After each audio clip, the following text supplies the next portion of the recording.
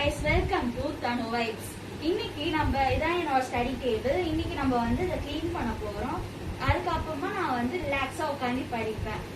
இந்த மாதிரி மெஸ்ஸியா இருக்க போது நம்மளால ஒழுங்கா உட்காந்து படிக்க முடியாது, டிஸ்டர்பா இருக்கும் நம்ம படிக்க போகுது. அதனால இப்ப எப்படி க்ளீன் பண்ணலாம் பா.